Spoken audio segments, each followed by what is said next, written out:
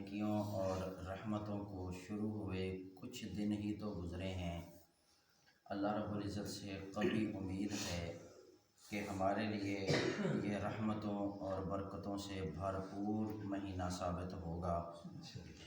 اور اس ماہ میں نیکی کے لیے حوصلے بلند ہیں، جسم نیکی کے لیے تیار ہے۔ جنت کے باغیچے یعنی یہ مسجدیں اللہ کے گھر، یہ جنت کے باغیچے ہیں۔ مساجد ذکر الہی اور تلاوت سے آباد نظر آ رہے ہیں۔ کہتے ہیں کہ اللہ رب العزت نے ہمیں دن میں روزے رکھنے کی اور رات میں تراویح پڑھنے کی ہمت بھی عطا فرمائی، اور اپنے ہاں معزز بننے کا ایک موقع بھی عطا فرمایا۔ اسی طرح مختلف قسم کی نیکیاں کرنے کی اللہ رب العزت نے توفیق بخشی، جس میں عبادات ہیں، ذکر اذکار ہیں، تلاوت ہے، صدقہ خیرات ہے۔ لیکن اب دیکھنا ہے کہ قبولیت اور عدم قبولیت کی نشانیاں وہ ہمارے اندر قبولیت والی ہیں یا عدم قبولیت والی ہیں، کہ یہ درمیان رمضان میں وہ ہم نے دیکھنی ہے۔ قبولیت کی علامت یہ ہوتی ہے کہ انسان بہتری کی طرف گامزن ہوتا ہے، نیکی جنت کی طرف رہنمائی کرتی ہے، جبکہ دوسری جانب نیکیوں سے مسترد ہونے اور دھتکارے جانے کی علامت یہ ہوتی ہے کہ انسان الٹے پاؤں پھر جائے، یا نیکی کو چھوڑ دے، یا یہ ہے کہ اس میں سستی شروع کر دے، کہ جیسے رمضان آیا تھا ویسا اس سے نیکی میں اضافہ ہوا ہے، یا وہ اعمال درمیان رمضان تک آہستہ آہستہ چھوٹنے شروع ہو گئے ہیں۔ اب اگر مجموعی طور پر دیکھا جائے تو مساجد میں وہ رونقیں کم ہوتی نظر آ رہی ہیں جو شروع رمضان میں تھی۔ تو یہ سرکار دو عالم صلی اللہ علیہ وسلم کا نہ طریقہ ہے، نہ سرکار دو عالم صلی اللہ علیہ وسلم کی یہ سنت ہے۔ آپ علیہ السلام کا فرمان عالی شان ہے، احب الاعمال الی اللہ ادومها وان قل۔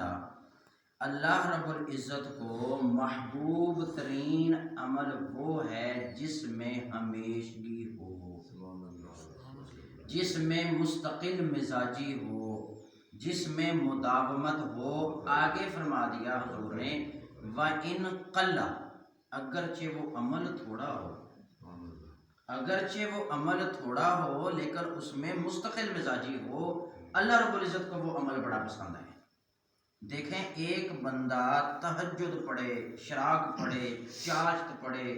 دن میں 10 پارے پڑھے، 5 کی 5 نمازیں تکبیر اولیٰ سے پڑھے، ہفتے بعد چھٹی، ہاں ہفتے بعد چھٹی۔ اس سے بہتر ہے ایک پارہ پڑھ لے، 5 وقت جماعت کے ساتھ نماز پڑھ لے، کبھی تکبیر اولیٰ نہ چھوٹے۔ یہ ہے کہ عمل چاہے تھوڑا ہو لیکن مستقل مزاجی ہونی چاہیے۔ اب ہم نے دیکھنا ہے کہ شروع رمضان میں اگر ہمارے ہاں جذبہ بہت زیادہ تھا، کہیں وہ دوسرے اعمال کو تو نہیں ساتھ ہی لے گیا، وہ جذبہ جو ہے سرکار دو عالم صلی اللہ علیہ وسلم کے فرمان کے مطابق ہمیں اس کو بھی سوچنا ہے۔ حضرت عائشہ رضی اللہ تعالی عنہ فرماتی ہیں کہ سرکار دو عالم صلی اللہ علیہ وسلم جب بھی کوئی نماز پڑھتے تو اس پر مداومت فرماتے، اور جب رات کو آنکھوں میں نیند غالب آ جاتی تو دن میں 12 رکعتیں ادا فرماتے۔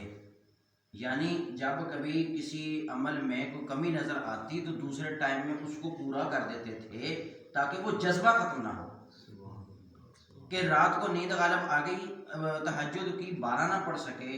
8 نہ پڑھ سکے، 4 پڑھ لیں، 2 پڑھ لیں، لیکن اس جذبے کو برقرار رکھنے کے لیے دوسرے ٹائم میں زیادہ پڑھ لیتے ہیں۔ اب ہمیں اس سے کیا سبق ملتا ہے کہ ایک وقت میں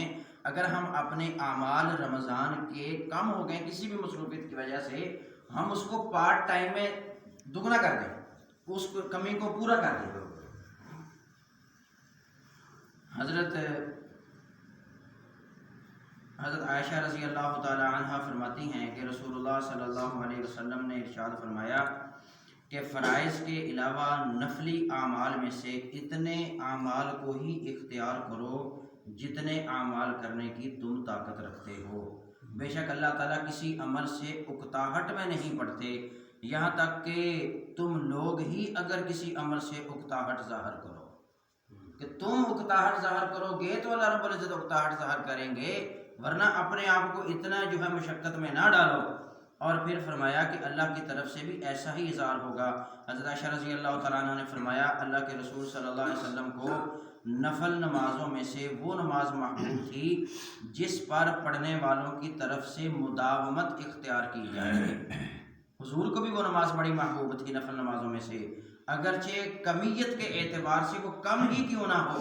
لیکن اس پر ہمیشگی ہو، حضور کو وہ نماز پسند ہوتی تھی۔ اور جناب نبی کریم صلی اللہ علیہ وسلم جب کسی نماز کو شروع فرماتے تھے تو اس کی ادائیگی پر ہمیشگی اختیار فرماتے تھے۔ اب ہم نے کیا کرنا ہے؟ سستی دور کرنے کے ممکنہ حل اور تجاویز۔ پہلی بات یہ ہے کہ ہم اپنا ذہن اور اپنی سوچ یہ بنائیں کہ اللہ رب العزت کی طرف سے رمضان اور اس کے احکام کے بوجھ تلے بے جا دبے ہوئے نہیں ہیں، اور اس کی پابندیوں میں ہم غلاموں کی طرح جکڑے ہوئے نہیں ہیں، بلکہ رمضان المبارک جیسا موقع ملنا تو ہمارے بڑے نصیب کی بات ہے۔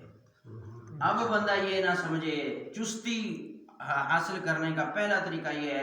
یہ نہ سمجھے کہ یہ ہن اوکھیاں سوکھیاں مہینہ تراویاں ہن کڈاں گے، ہاں یہ ہن شروع کر لیں ہن کڈاں گے، نہیں، یہ اپنے آپ کو بوجھ تلے دبے ہوئے نہ پائیں، بلکہ یہ سوچیں کہ یہ بڑے نصیب کی بات ہے کہ ایک مہینہ تراویاں نصیب ہو جائیں گی۔ رمضان کی اس عطا کو اللہ رب العزت کی طرف سے ایک انعام سمجھیں کہ جب اس نے ہمیں رمضان کی ان مبارک گھڑیوں میں زندہ رکھا ہے تو اس کا مطلب یہ ہے کہ وہ ہمیں گناہوں سے خلاصی کروانے کا موقع دے رہا ہے۔ ہاں، کہ جب ہم نے زندگی میں دوبارہ رمضان دے دیا ہے تو ہمیں گناہوں سے خلاصی کروانے کا موقع دیا، ہم تو اس کا شکر ادا کریں۔ رمضان کا تو استقبال تو کرنا ہی ہے، اس کے ہر نئے دن کو نئے جذبے اور نئی ہمت کے ساتھ شروع کریں۔ اس سے پھر جو ہے آئندہ جو آدھا رمضان رہتا ہے وہ بھی انتہائی جوش جذبے کے ساتھ گزرے گا۔ ہر وقت حضور صلی اللہ علیہ وسلم کی مجلس میں حاضر رہنے والے صحابہ کرام کا بھی یہی معاملہ ہوتا تھا کہ حضور کی مجلس میں جو روحانی کیفیت ہوتی تھی وہاں سے اٹھنے کے بعد وہ اس میں کمی محسوس کرتے تھے، اور مساجد میں، گھروں میں اجتماعی طور پر، انفرادی طور پر کوئی نہ کوئی کتاب کا ایسا انتخاب کر لیا جائے جس میں اکابر کے رمضان کے معمولات ہوں۔ ان کو پڑھ کے بھی انسان کے اندر جذبہ آتا ہے کہ اکابر کا رمضان کتاب ہے، اور اسی طرح اور کوئی بھی کتاب ہو جس میں اکابر کے واقعات ہوں کہ وہ رمضان میں یہ کرتے تھے، وہ کرتے تھے، اس کو پڑھا جائے، انفرادی طور پر پڑھا جائے، گھر میں ماحول بنا لیا جائے۔ اس سے کیا ہوگا؟ پھر ایک اور جذبہ بیدار ہو جائے گا، اور اپنے دوستوں اور اپنے ہم خیال ساتھیوں کو کے ساتھ طے کریں کہ پورا رمضان خاص طور پر اور سال کے بقیہ 11 مہینوں میں عام طور پر ایک دوسرے کو اعمال کی طرف کھینچ کر لے کے آئیں۔ ہاں، اس کا بھی جذبہ کر لیں، اور رمضان کے وسط میں پہنچتے پہنچتے عبادات میں آ جانے والی سستی کو دور کرنے کے لیے کچھ تجاویز ذکر کی گئی ہیں۔